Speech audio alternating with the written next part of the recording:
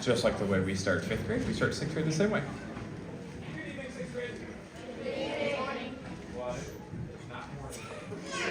Better not be morning right now. What is come on to it? All right. E-flat punches here.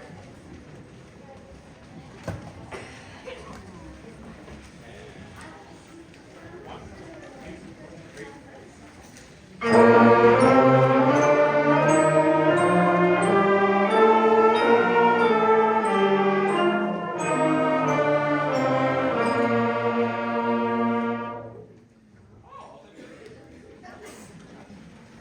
So, Adam, so as we go from 5th grade to 6th grade, you can already start hearing differences as we go through, and honestly, it all comes from the T word, tone. We talk about the 4 pillars of music, and tone is one of the first ones. No matter what, like, I'll start telling 5th grade a bit more, you hit a wrong note, I hit wrong notes all the time. No, not really, I try not to. But we work on that tone because something magical happens as you go from first year to the second year, it starts to just click on that. And that's when we start learning a lot about tenacity, perseverance, and delayed gratification. So, 6th grade is in front of me right here, and our first piece is called Yuki. It is a Japanese folk song, and Yuki means snow. Was it snowing out still? Okay. I'm not gonna lie, I thought, oh, that's a lot of snow. It's like, what, not even a dusting? Because it's December 10th. I couldn't think for a second on that, and there's no snow. So here we have Yuki.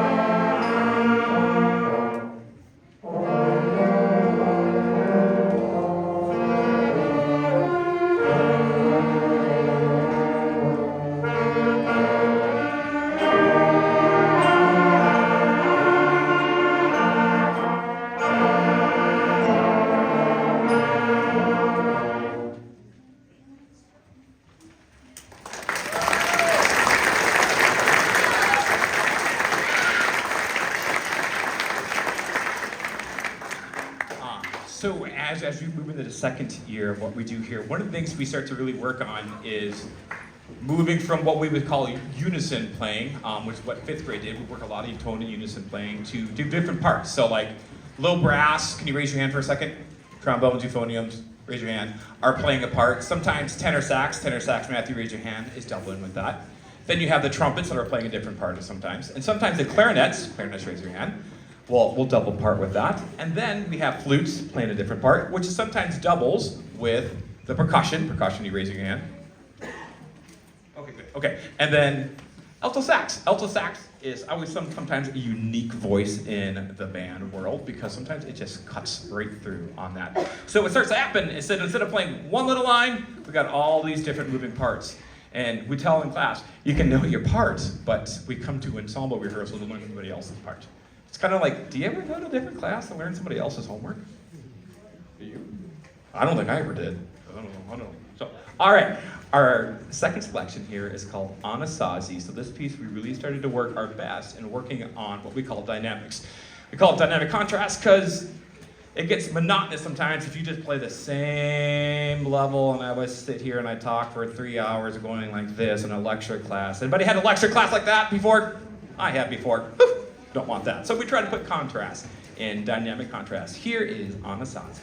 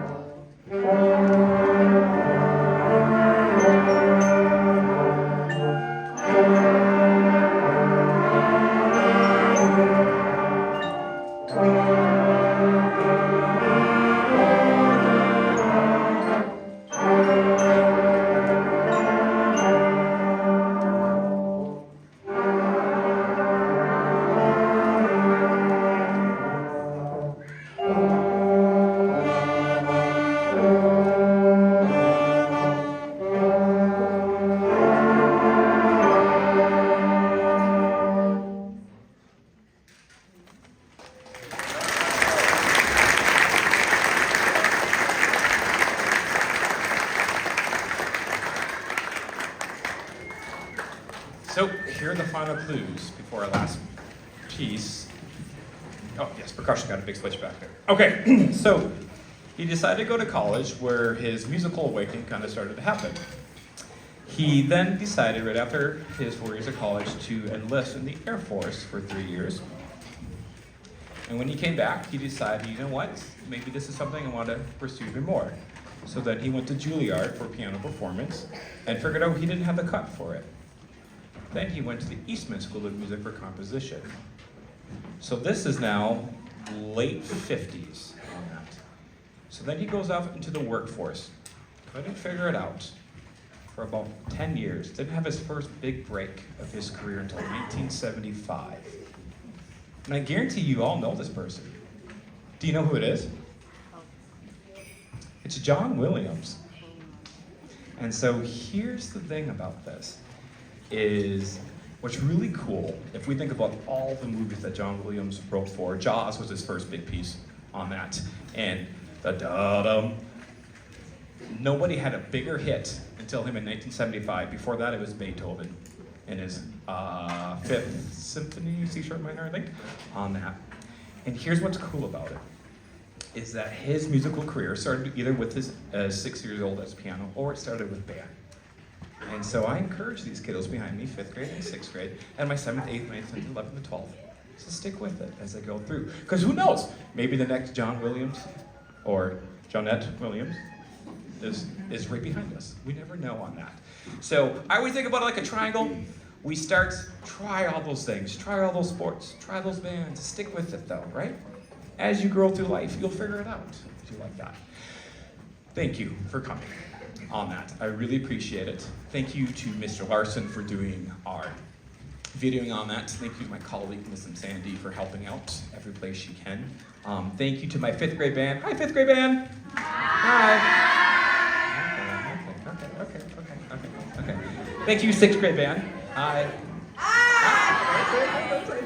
So it is just Adam. It is just a hoot and a holler. If I doesn't talk to admin, but I'd love to invite you in class one time. Just listen to us in class too. It is just fun as we go through on that.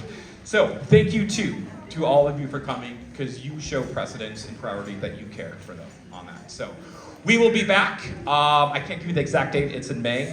I'm sure you get my emails. Sometimes probably too many emails on that. But I'd rather you know than not know on that. We even talked about a Top Gun thing, didn't we? Yep. Yeah. I feel like they're like, if you don't do Top Gun, I'm out of here. And I was like, oh, good, Top Gun. So our last piece here is called Christmas Mashup, March. Figure out how many different Christmas songs are in this one. One last thing, when we're done, I'm gonna have them help me put chairs and stands at least off stage, because then we gotta set up for choir rehearsal tomorrow. So, did you hear that? Yes? No, Caleb, you're staying behind to help me set up.